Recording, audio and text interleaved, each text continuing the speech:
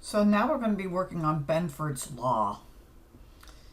Benford found, he's an academic, found that the digits in an authentic commercial transaction set are not randomly distributed across all the digits, so that 1 didn't appear as frequently as 2, and 2 didn't appear as frequently as 5, and 9 appeared much more often than a 7.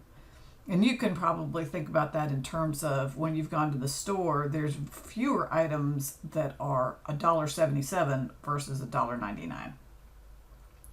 So what Benford did was some research to show what is the distribution of digits in a typical valid commercial set. And so you can compare, and this is sort of predictive analytics, you can compare the distribution in any set of transactions that you have to Benford's law. What should be the proportion of 1s and 2s and 3s and 4s in a valid commercial data set compared to the one you have. So what we have here is 4 months of data from this study, this internal audit, and we can do a Benford's law test on it to see if it matches what commercial data sets ought to have in terms of distribution of the digits. So we're going to do that. So I have IDEA here open, and I have the various data sets, and I'm going to be sure to open up the January through April, because those are the transactions that I'm testing. And then I'm going to go up here to the top and hit the analysis tab, and it will show right here as one of the possibilities Benford's law, and I'm going to click on it. And there's a lot of different tests that we can do with Benford's law. We're just going to do one just to illustrate it for you. So what field do we want to analyze? And we're going to analyze the document amount to see if the digits in the document amount appear to have the distribution that Benford would predict for a valid commercial transaction. And so you can do the test on the first digit in the dollar amount, the second digit, the third digit, and so forth. I don't know that we need to do all of them, but we can do the first 2. And we can ask for anything suspicious. There's some advanced features, but we don't need necessarily to do that. So what occurred here?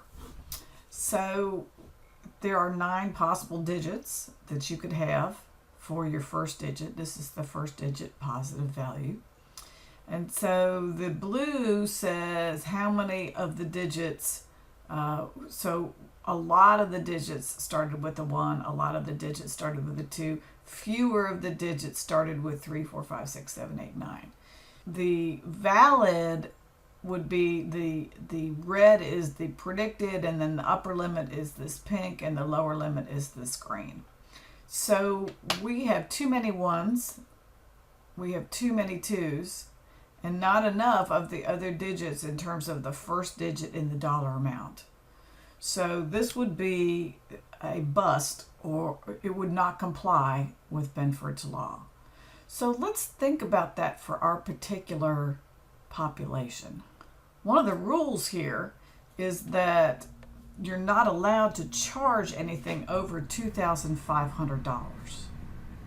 So that would bias your transaction to starting with a 1 or a 2, because your larger transactions could not start with a 3. You couldn't have a 3,000, 4,000, 5,000, 6,000, 7,000, 8,000, and 9,000. And so that biases towards transactions that start with a 1 or 2, for the large ones at least. So actually we would have predicted that we should be outsized in the 1s and 2s and undersized in the 3, 4, 5, 6, 7, 8, 9. So this pattern, even though it does not conform with Benford's law, is predictable and consistent with the transactions that we have. So we want to report this in our audit report. So one of the possibilities is to download this. I think it'll download it as a PDF. I think I've been able to do that, but I don't remember. One of you will probably figure it out before I do. Well, that's not what I wanted. So what I'm going to do is just take a screenshot of it. You can take a screenshot by holding down your control key and tapping on your print screen key, and then opening a Word document and right clicking and pasting into the Word document, and you will now have an image that you can copy and paste into Excel or into anything else that you want. That's just one way. You may also have other snippet utilities on your PC that you can use. All right, so I'm going to use my screen snippet to get that. All right, so I'm going to start a new sheet here, and I put in my Benford's Law. So this will probably be Exhibit C, because Exhibit B was the summarization of the prohibited codes, which you are going to put in. I didn't put it in, but you will be putting it in, so I'm leaving room for the possibility that you'll have an Exhibit B in here.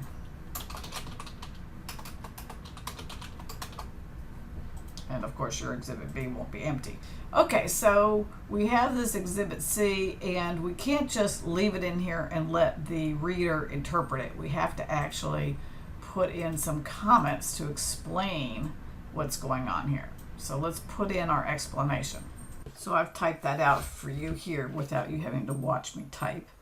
So Benford's Law, the first thing you do is explain briefly what is this test doing, and then what is the result. Okay, then we're going to go back to our audit program, and we're going to indicate where the evidence is and sign it. Did I not put my initials in for this? Need to do that. Be sure you sign the audit steps that you're doing. All right, then for step 5, how many cardholders used their card during the period? So we can go back here. We can close out Benford's results, and we can go back now to the original transaction. And what I'm going to do is summarize by cardholder, and that will let me know how many cardholders I have. And I can summarize by document amount, see how much they charged. All right, so here, and I can also do a double click and get the smallest and the largest. Oh my. Well, this is going to be interesting. It's part of our audit report. Since no transaction is supposed to be over 2,500, I don't know how you'd get to be so large. Notice that you can double click on any of these and drill down. We already knew that Billy was having a problem because we saw the invalid codes. But here we can see the dollar amount. But what we can do, because we summarized by cardholder, is we can see how many people, folks are using their cards. So we have 376 different cardholders that are using their card. So that answers, and you can download this and put it on a tab, Exhibit D, and show what the cardholders are. Just if you want to see how this works, you can double click there and it will actually give you what those transactions were.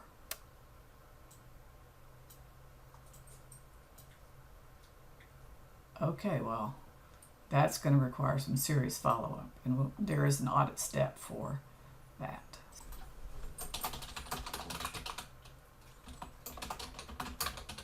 Not sure why this is red. Let's okay, so I didn't put D in here, but you'll download that and put it in D. Okay, who are the top 5 users or spenders? Okay, so the summarization we just did will tell you, because you can get the bigger spenders by double clicking at the top, and so you can get the top 5 that way. And you can also double click by the number of transactions, so you can get the ones that are the top users. So use is how many times you've charged on it, and spending is the dollar amount here. So you can get your top 5 that way. And so you can put that in your report on a separate exhibit, or you can